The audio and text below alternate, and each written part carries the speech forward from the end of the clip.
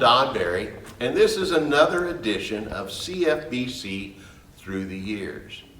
Now, before we begin today, I want to show you a picture taken probably in the late 1940s, and this picture is of the groundbreaking ceremony for the construction to begin on our upper floor that we now call our sanctuary. And I want you to pay particular attention to one of the little girls in this picture, because one of those little girls is with us today. I am happy to have Priscilla Preston here with me today. And Priscilla has been part of this church for quite a few years. She is a seasoned member. And today, I have asked her to come and share some of her memories. Well, welcome, Priscilla. Thank you. About what year did your family start coming here to our church? I've been going over that in my head. We moved here probably in 41. I would have been 2 years old. And some deacons from our church came to visit us. And I'm sure they probably would have come shortly after we moved here. And so I'm thinking maybe we started in 42 or possibly 43. And I'm just a year younger than this church. Wow. So I've been here almost as long as the church has. Who was the pastor at that time? Brother Brown, T.R. Brown. Reverend Rolfe had already left, I suppose, for the war. Did you ever get to meet Reverend Rolfe? No, he was already gone. I didn't know if he had ever come back for I don't recall him coming back. Not when I evidently was here, but you know. Okay. And I always remember your dad, and we talked a little bit about him. You've got some great pictures we'll show the folks. How involved was your dad in the church? He was not a Christian when we moved here. Really? In fact, told us he was kind of a rounder when he was young. His mother passed away when he was young, and he ran away from home when he was 14, 15 years old. So he was a little bit of a rounder, never got in big trouble, just enjoyed, But he got saved after we got here, and then he got very involved in the church. He was a Sunday school teacher. He led the singing. My dad loved to sing. Every Sunday morning, you could hear the radio. We didn't have TV. With the Blackwood Brothers or whoever they were singing, and he was singing along with them. And then, of course, with the TV, he watched them. And so he led the singing, and couldn't read a note of music. He just knew how it should sound. But he loved to sing. He'd say, let's pep this up a little bit, And he was Sunday school superintendent and became a deacon. And he preached several sermons from that pulpit up there. And I've had people, not too many years ago, I remember your dad preaching. I just loved to hear him preach, Then eventually, my mother was still living. He retired, and he preached at a little church down by Vienna. It was a little country church. And then he ended up being, you might say full-time pastor, but he lived here, but he'd go down every weekend and preach at that church, him and mother. And of course, I was married by that time. But yeah, he was a man of God. When were you saved and baptized? I was 9 years old, and the church had actually ended the service, but I was crying because I thought, I don't want to go to hell.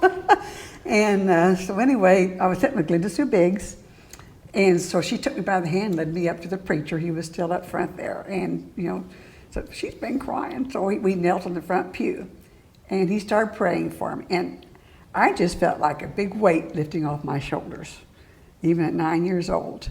Remember, my grandmother was here, and she was saying, praise the Lord, praise the Lord, and I was embarrassed. Was Pastor Brown still the pastor at that time? Yeah. And where were you baptized at? Downstairs, because of course this wasn't here yet, back over in that corner, downstairs was a baptistry. So I was baptized back in the there. corner of the fellowship hall. Mm-hmm. Back where that actually storage room right now. I think that's where it was. Yeah. Mm-hmm.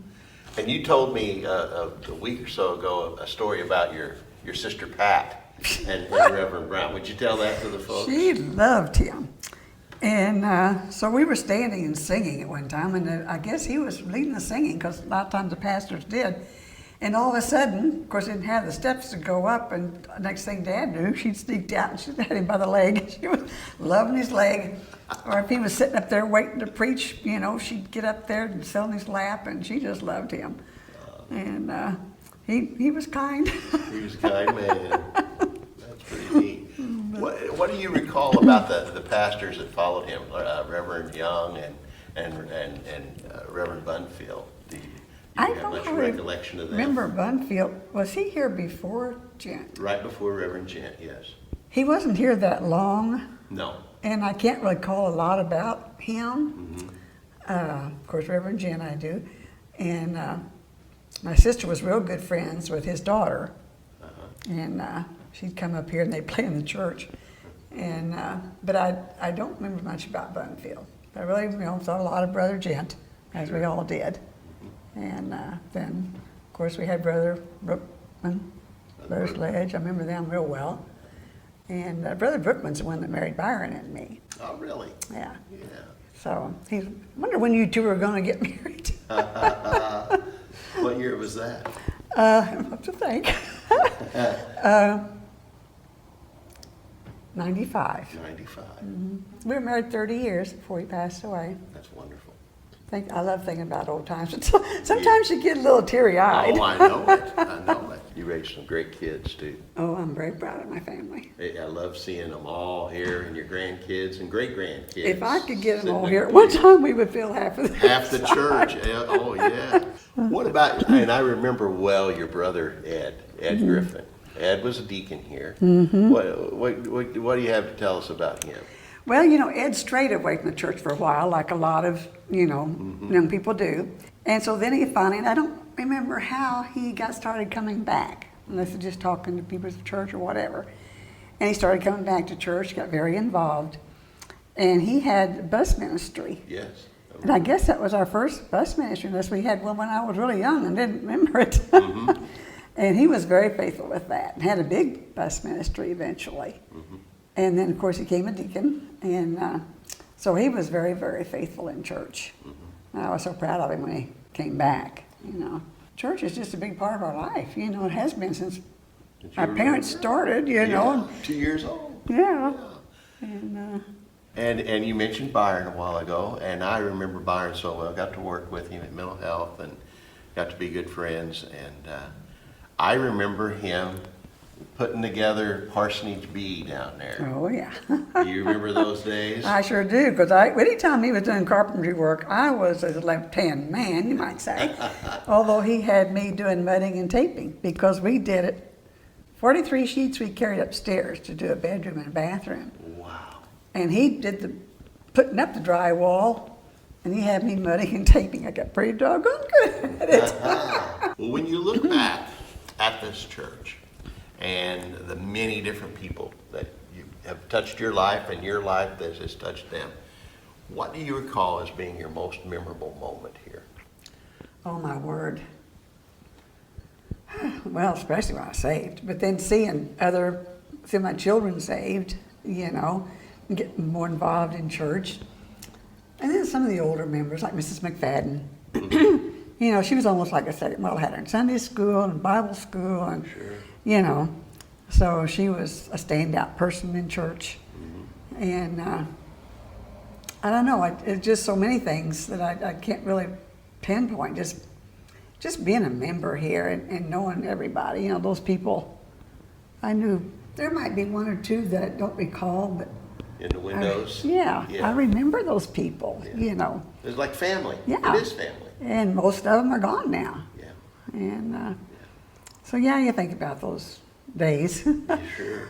And thinking back through your years of this church and compared to the way we have church nowadays, of course we're on Facebook, we're on a lot of media, and things are different. Yeah. Because of COVID. Where do you think the church is headed in the future? How many more changes do you think we'll see? I hope not too many more. You know how us old people are. We don't like change. And like the hymns, I love the old hymns. They have such message. And a lot of the choruses, they got, beautiful messages. Oh, yes, they do. But I think, the young people also need to learn the hymns. Because I know my kids, they memorize the hymns, and they like those. And but I like having both. Because some of the young people relate more to the choruses and stuff. And a memory that I have is you were secretary for the church for a number of years. Yeah. Did that start under Reverend Law?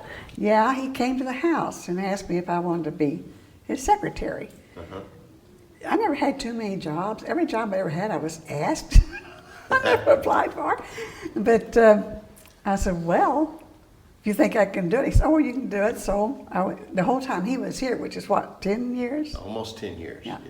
I was his secretary for 10 years, right at it. And then when Mike came, I was his secretary for, I think, maybe another 10 years. Yeah, and then... So I enjoyed Then you that. decided to retire from that Yeah. job. Well, technology was, I couldn't do what they're doing now. Uh-huh. I had to learn, I didn't know how to use a computer. Well, I want to thank you, Priscilla, for sharing you're welcome. with Happy to us share. today. And you are a treasure of this church. You really are. I want to thank you and your family for everything that you've done to make us what we are today. Well, And it goes appreciate back that. to your parents and you and your family and your offspring. And I hope those who are watching today, I hope you've enjoyed this stroll down memory lane with Priscilla. And if you have, give her a word of thanks. And you can find her just about every Sunday in one of these pews, surrounded by her family, and that's her legacy, and it truly does live on. And thank you again, Priscilla. You're welcome. Always enjoy talking with you. Thank you. And we'll see the rest of you next week. Thank you. Bye-bye.